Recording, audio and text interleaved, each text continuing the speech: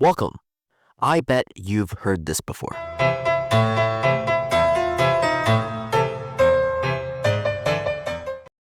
And as we all know, it becomes impossible.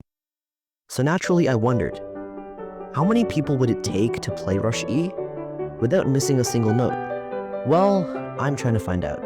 And stay till the end though, as things get really crazy. First, with any video of this type, we need to lay some basic rules.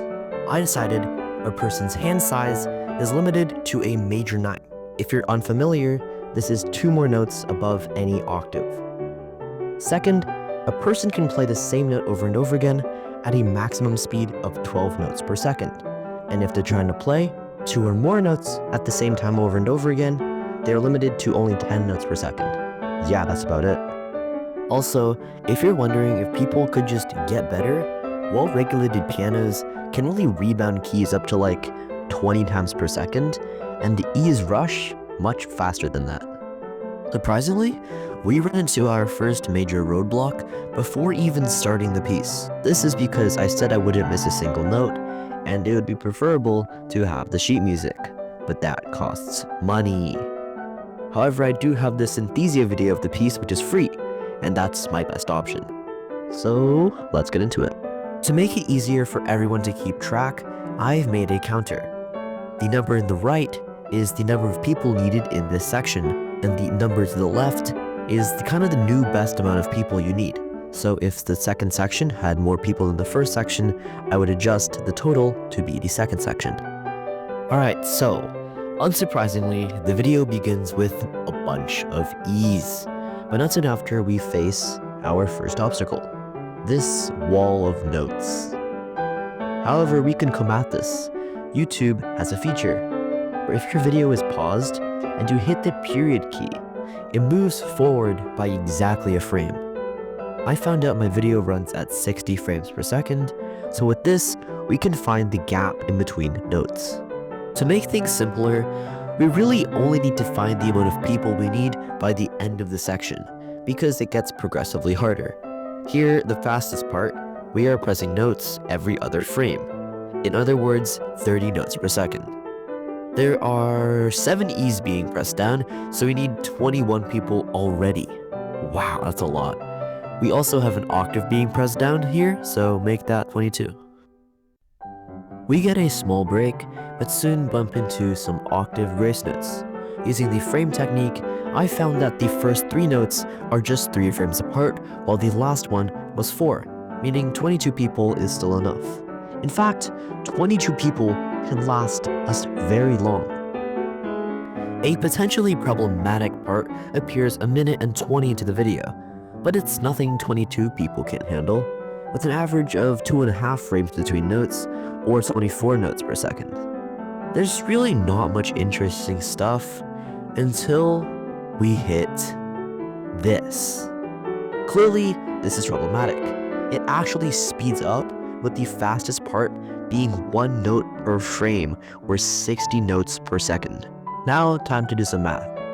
For every letter, we need 2 people per row, so we need a total of 1, 2, 3, 4, 5, 6, 7. And 7 times 2 is 14, and 4 letters means 56 people. Wow. It's not over yet though, because there are these blue and orange notes, so that's another 5 people, bringing the total up to 61 people. After this, there's some noticeable thumping going on down in the lower area of the keyboard, but it takes at most 2 people to deal with. Sheet Music Boss has graciously color-coded the notes so we can focus easily. The orange and blue lines need at most 2 people each, and the same goes for the pink. The red comes in bursts of 3s, and these patterns need 3 people to deal with effectively, so another 9 people. The short repeat has the pink go very fast, and we need 7 people, similar to the beginning. But now, the left half is producing car engine noises, needing 3 people, while the higher half is playing arpeggios with a note every other frame, in other words 30 notes per second. This requires 2 people. Another 2 people is needed to take care of the melody, while 1 person plays the orange blurbs. All is well until this, where the keyboard is slammed 4 times. This isn't fun. Analyzing gives there is 11 frames between smashes, so we really only need one batch of people. Fortunately, we already have 61 people, and each person has 10 fingers. This does not need to be calculated as you only need to smash 88 keys, and we have 610 fingers. The now very noticeable thumping makes a return, and has you wonder if your upstairs neighbor is renovating. These blue lines one person can handle, and the blue flashes need 3 people to take care of. The orange flashes are just really a copy of the blue, so another 3 people. Surprisingly, the lower red flashes only need the involvement of 1 person, and the alternating red bars need 4 people. The lower pink runs are similar to the ones before, needing 3 people. And finally, the upper pink bars needs another 3 people. And after 2 more grand slams, wow, a big Cheeto appears and starts running across the keyboard. The upstairs neighbor is now stopping at absolutely nothing getting on with the renovation, and a second Cheeto appears and has been dyed blue. We have established the background and melody, but the Cheetos need processing. Fortunately, the Cheeto is not very complicated, and is just an advanced chromatic scale, and takes less than a second actually to take a trip from the bottom to the keyboard to the top. This means we need to recycle 8 people to play each cluster, so we need 16 people per Cheeto. Never thought I'd say that sentence.